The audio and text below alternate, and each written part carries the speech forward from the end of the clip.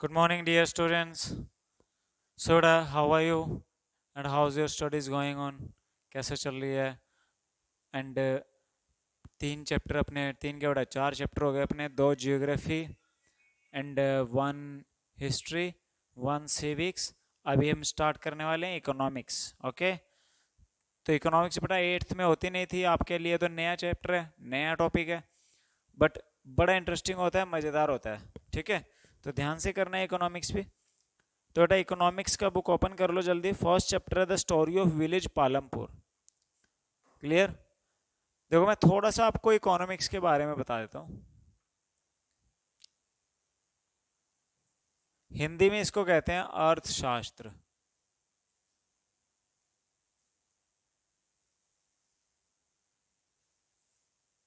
Okay, अर्थशास्त्रीय economics होता क्या है, यानी कि इसमें किसी पर्टिकुलर एरिया के बारे में, किसी पर्टिकुलर कंट्री के बारे में बात की जाती है, उसकी इकोनॉमी की. इकोनॉमी का मतलब क्या हो गया कि किस प्रकार से वहाँ पर लोगों के काम धंधे हैं, कैसा उत्पादन होता है, किस साधन का प्रयोग किया जाता है. ठीक है, अब साधनों में सब आ गए. जैसे आपने फर्स्ट चैप्टर एट्थ में ज्योग्राफी में रिसोर्सेज के बारे में पढ़ा था, तो उसमें रिसोर्सेज क्या है, एक नेचुरल रिसोर्स है, मैन मेड रिसोर्स है, एक ह्यूमन रिसोर्स थे. ठीक है, अब इनको यूज करके एक फाइनल गुड्स बनाने का जो सिस्टम है, फिर उसको बेचने का, एक जगह से दूसरी जगह ले जाने का, ये सारा जो तंत्र है जिसमें कि पैसा लगता है, एक दूसरे से पैसा लिया जाता है, इस पूरे सिस्टम को क्या कहते हैं, इकोनॉमी कहते हैं, और इसकी स्टडी को कहा जाता है इकोनॉमिक्स. ठीक है, अब मान लो आपके घर में सुबह नाश्ते का टाइम ब्रेड आ रहा है. अब ब्रेड के आपके घर तक आने का एक लंबा प्रोसेस है. पहले खेतों में अनाज उगा होगा, वो अनाज किसान मंडी में लेके गया और पैसों के बदले बेच दिया, तो अनाज के पैसे किसान को मिल गए. फिर किसान से लेने के बाद वो अनाज फैक्ट्री मालिक ले गए, फैक्ट्री मालिक ने उसको पीस के आटा बनाया और उसके ब्रेड बनाए. ब्रेड बना के उन्होंने बेचे आगे, जो बड़े रिटेलर हैं, उनके एजेंट्स हैं, उनको भेजे. उन्होंने वो ब्रेड आगे रिटेलरों को बेचे, ये छोटे दुकानदार हैं. ठीक है, फिर उस दुकानदार से कौन लेके आए, आप लेके आए. तो हर बार पैसा लिया जा रहा है, दिया जा रहा है, एक क्या हो रहा है, ट्रांजैक्शन हो रही है. ठीक है, हाँ आपके पास आके वो ब्रेड जो है अपने प्रोसेस में खत्म हो गया. ठीक है, तो इसीलिए जहां पे आके कोई भी प्रोडक्ट खत्म हो जाता है उसको क्या कहा जाता है, कंज्यूमर. ठीक है, जो कि उसको कंज्यूम कर लेता है, यानी कि उपभोक्ता. उपभोक्ता का मतलब क्या होता है, उपभोग करने वाला. ठीक है, यानी जहां के वो चीज जो होती है खत्म हो जाती है. अब इसके लिए, अब मान लो मैं टोहाना की आप बात करो. अब टोहाना के अंदर आप देखो, फल का भी काम है, सब्जियों का भी काम है, यहाँ लोहे का भी काम है, यहाँ हॉस्पिटल भी हैं, स्कूल भी हैं, टीचर लोग भी हैं. ठीक है, और करियाने का काम करने वाले भी हैं, फैक्ट्री भी हैं, कोई माल बाहर जाता भी है, कोई माल बाहर से आता भी है. तो ये सारा सिस्टम को हम क्या कहते हैं, इसको हम कहेंगे टोहाना की जो इकोनॉमी है. ठीक है, तो अब आप आओ यहाँ पेज नंबर एक पे, the story of village Palampur overview. पहले हम देखते हैं ओवरव्यू. ठीक है, इसमें क्या आपको एक इकोनॉमिक्स का मीनिंग वो एक गांव के इकोनॉमी के थ्रू आपको समझाना चाहता है. ठीक है, एक पालमपुर नाम का विलेज है, उस विलेज में क्या क्या है, वहाँ के लोग क्या काम करते हैं. ठीक है, उसके थ्रू आपको वो समझाना चाहता है कि इकोनॉमी होती क्या है. The purpose of the story is to introduce some basic concepts relating to production.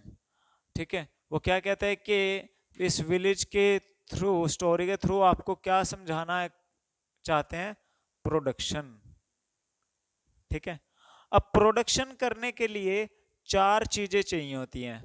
चार चीजें कौन सी, land, labour, capital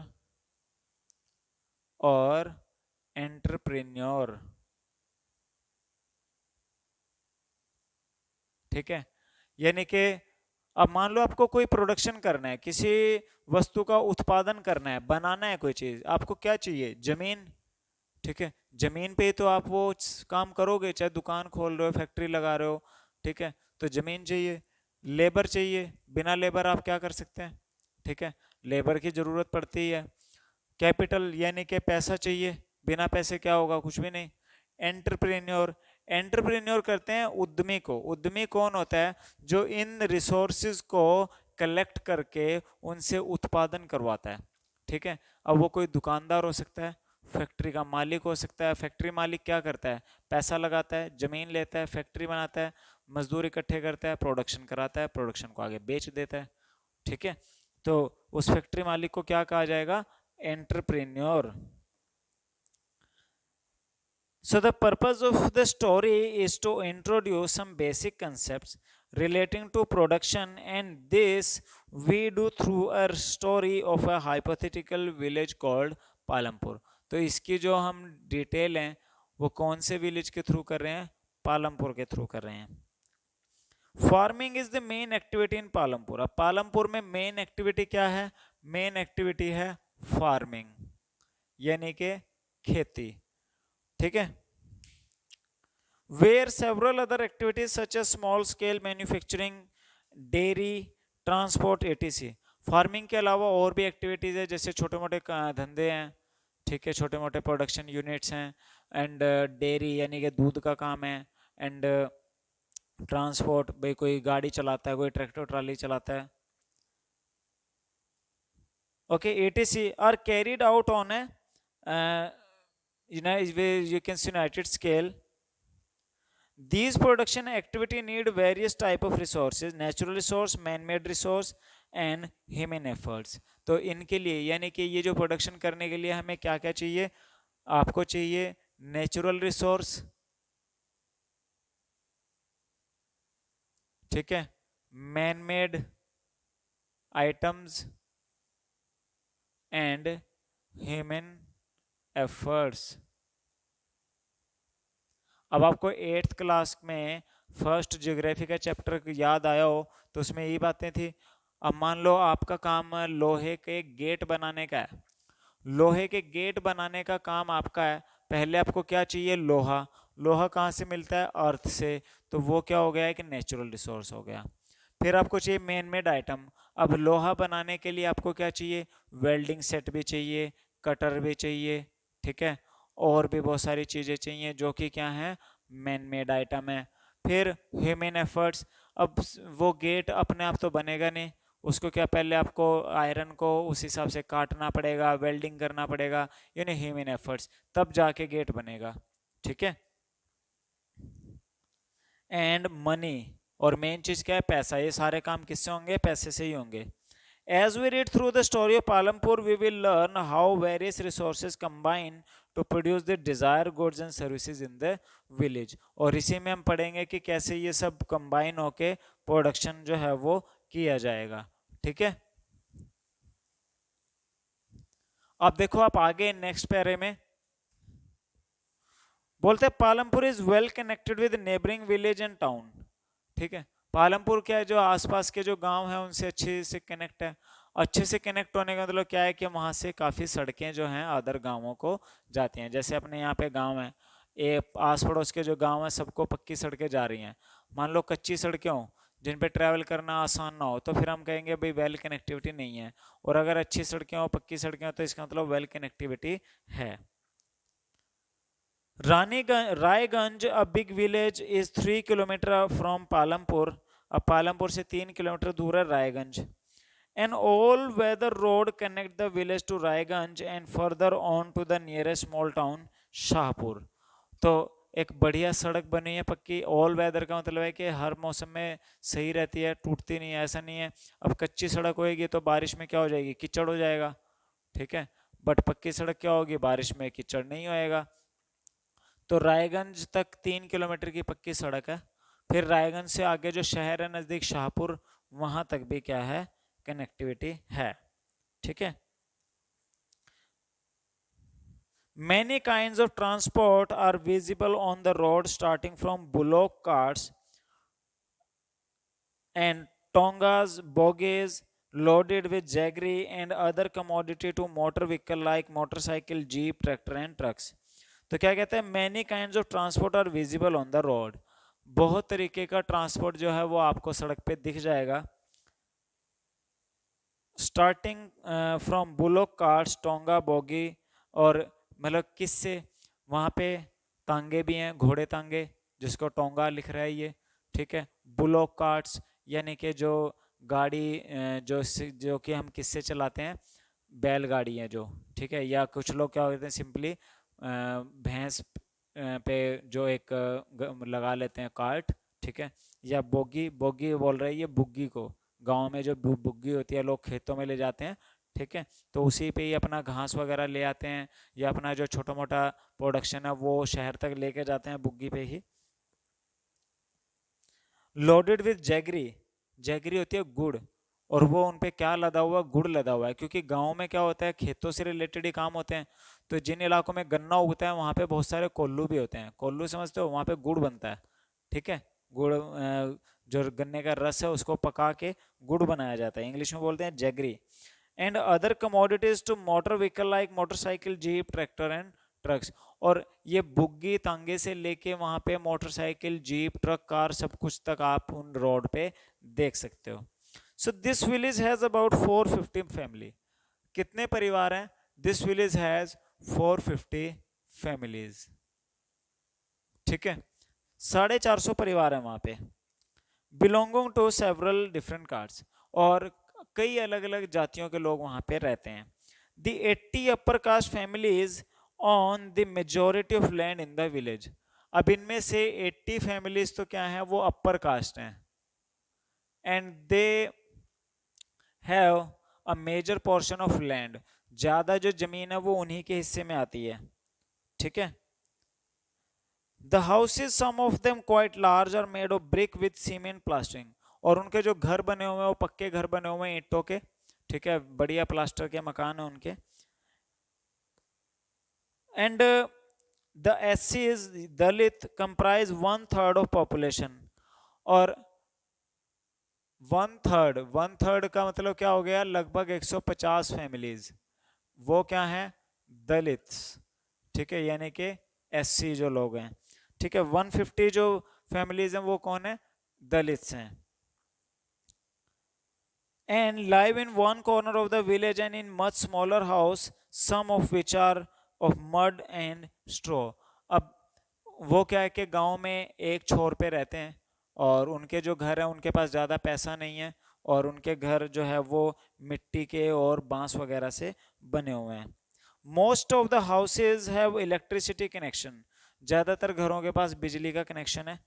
electricity powers all the tubewells and fields and is used in various type of small business, और उन्हीं से ही वो क्या करते हैं, खेती के लिए पानी में ट्यूबवेल चलाते हैं बिजली से ही, और अदर इक्विपमेंट को रन करते हैं, ठीक है। तो ये क्या हो गया, 150 फैमिलीज तो होगी दलित, 80 हैं अपर कास्ट के लोग, ठीक है।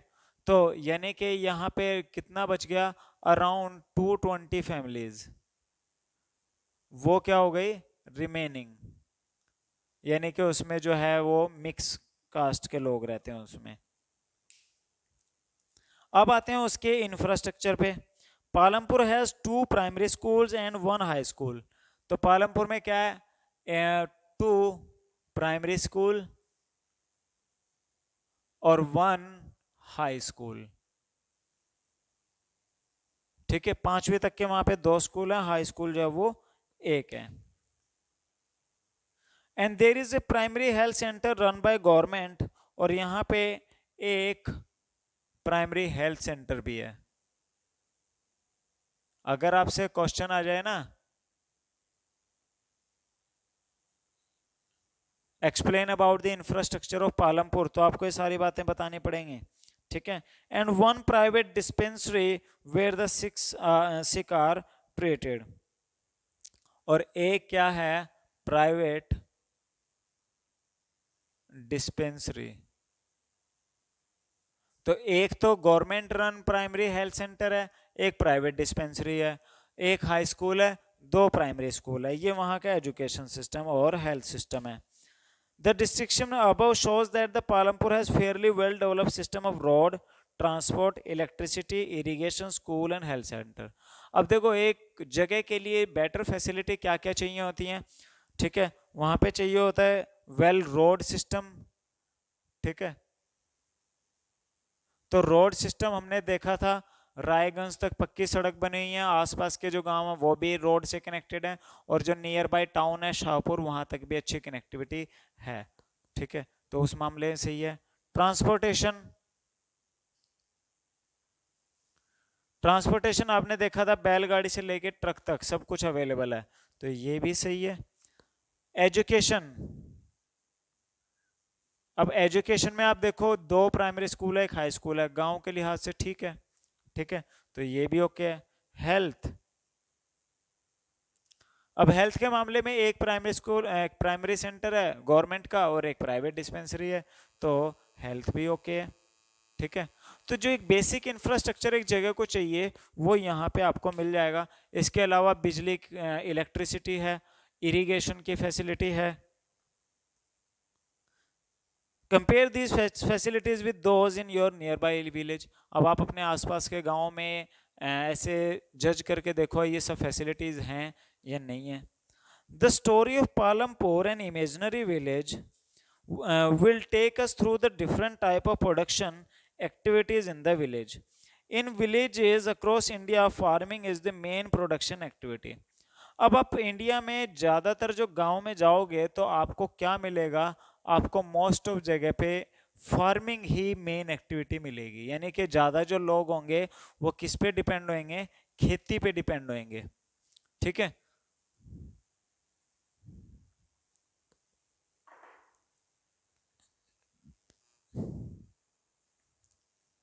So the other is to main production activity. The other production activity refer to non-farm activity, including small manufacturing, transportation, shopkeeping, labor, etc. एक तो एक्टिविटी होगी फार्मिंग एक्टिविटी जो खेतों से जुड़ी है, खेती से जुड़ी है, खेत में जो लोग काम करते हैं, ठीक है, चाहे वो लेबर पे करें या अपने खेत में करें। एक एक्टिविटी होती है नॉन फार्मिंग, जैसे घरेलू काम है, दुकानदारी है, शॉपकीपिंग है, ठीक है, एंड ट्रांसपोर्टेशन है। These all activities are non farming activities. So we shall take a look at both these type of activity after learning a few general things about production. Okay, now next, organization of production, ठीक है, यानी कि एक production के लिए क्या क्या होना चाहिए, क्या क्या होता है, ये सारी चीजें। The aim of production is to produce the goods and services that we want, ठीक है। तो प्रोडक्शन का यानी उत्पादन का मेन एम, मेन टारगेट क्या होता है कि वो सब चीज़ें या वो सब सेवाएं उत्पादित करना, बनाना जो हमें चाहिए।